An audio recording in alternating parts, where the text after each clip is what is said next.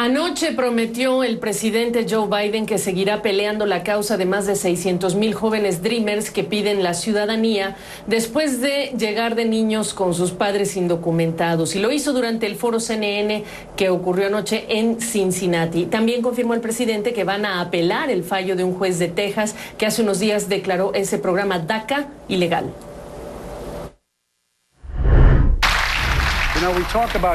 Hemos hablado de los Dreamers de una manera genéricamente.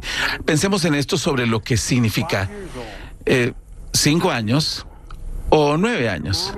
Su mamá o su papá les dice, saben, lo voy a dejar a lo largo del Río Grande y vamos a entrar ilegalmente a Estados Unidos. ¿Y ustedes qué van a decir? Yo no, esto es en contra de la ley. Estoy siendo muy franco. ¿Qué puede ser un niño? ¿Qué pueden hacer? Vienen aquí sin mayor opción y están aquí y son buenas personas. Les ha ido bien. Son los trabajadores de primera línea. Estos son chicos que les ha ido bien. Entonces, ¿qué vamos a hacer? Es, primero que todo, apelar el caso. En segundo, vamos a asegurarnos de que esa cifra, como mis colegas republicanos han dicho que respaldan el derecho de los Dreamers para que vengan. Entonces, eso genera la pregunta, ¿deben tener la posibilidad de quedarse en Estados Unidos? Bueno, y hay que decir que en este día jueves también la vicepresidenta Kamala Harris sostuvo reuniones con jóvenes Dreamers, así que el tema está muy en el radar de la Casa Blanca. Llegó a esta redacción el ex canciller Jorge Castañeda para hablar de lo difícil que le podría resultar al presidente Biden cumplir su promesa a nivel de Congreso, de legislar, no a nivel de la Corte Suprema, porque incluso el caso del juez, del fallo del juez, pues sí puede llegar a escalar este caso legal hasta la Corte Suprema. Jorge, qué gusto saludarte. Y obviamente decimos difícil para Biden porque pues tiene una crisis migratoria en su frontera sur, 188,000 encuentros con migrantes en junio, más de 1 millón de arrestos en este año fiscal, lo que no se veía desde 2005.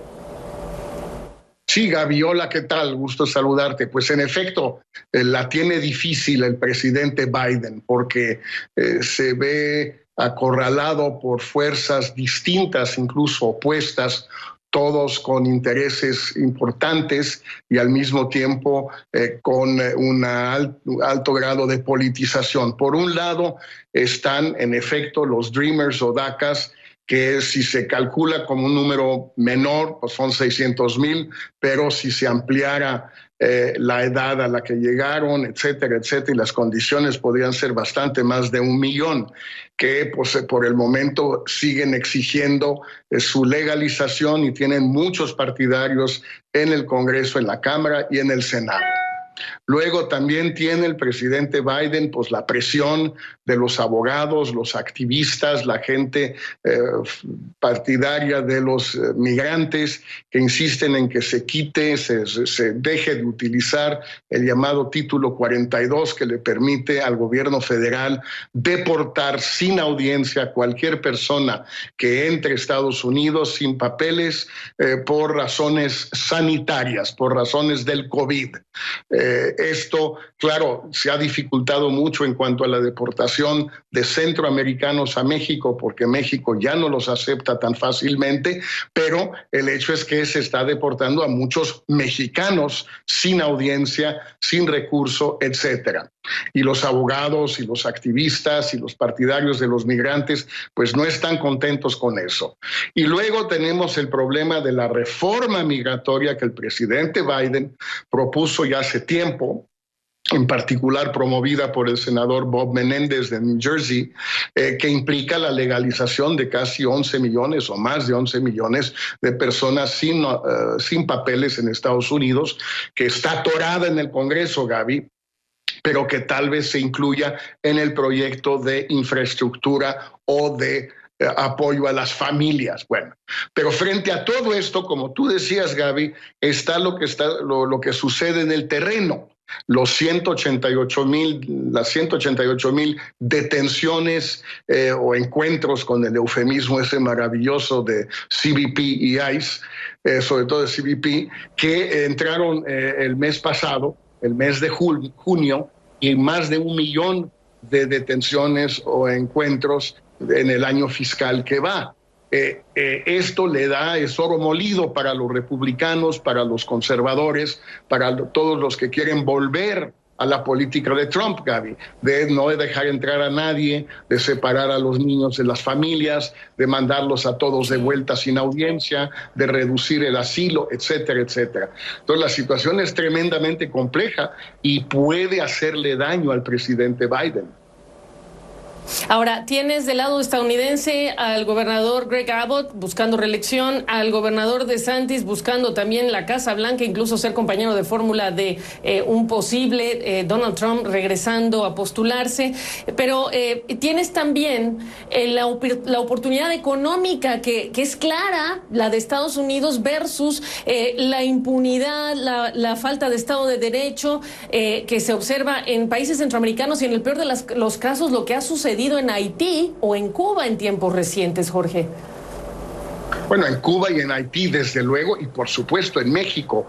No hay que olvidar, Gaby, que de esos 188,000 detenidos, más de 60,000 son mexicanos. Es la cifra más alta de todas, con mucho, por cierto, por países.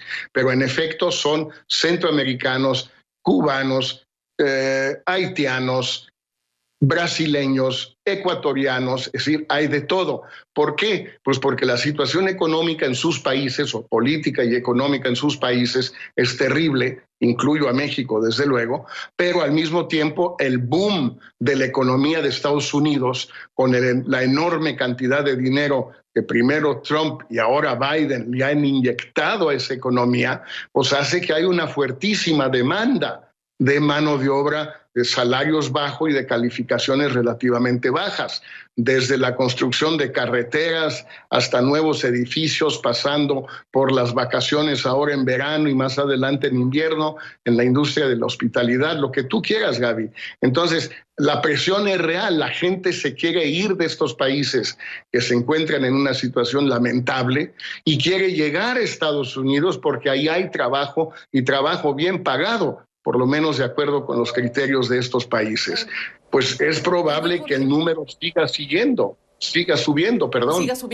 Perdóname que te interrumpí, perdóname, es que me dicen que tengo un minuto y lo que quisiera es que me dijeras en dónde hay que revisar la estrategia o qué parte de la estrategia, porque Biden parece que le va a quedar mal a alguno de estos públicos o a alguno de los grupos de migrantes a los que tiene que responder. ¿Qué haría distinto? ¿Qué debería hacer o replantearse distinto el propio Partido Demócrata o el propio presidente Biden? Porque decir do not come, pues no funciona. No ha funcionado. A mí me parece que los republicanos conservadores nunca van a estar de acuerdo, nunca lo van a apoyar, van a criticarlo, haga lo que haga. Yo creo que él debe, atender a su base, atender a sus partidarios, la gente que estuvo con los migrantes, la gente que estuvo con él en las primarias y en la elección general, la gente que ahora le pide que él siga adelante con todo esto en cada frente posible y no trate de complacer a los republicanos que nunca le van a aplaudir absolutamente nada de lo que él pueda hacer. Jorge Castañeda, gracias por esta perspectiva. Gusto saludarte. Regreso. Igualmente, Gaby, hasta muy pronto.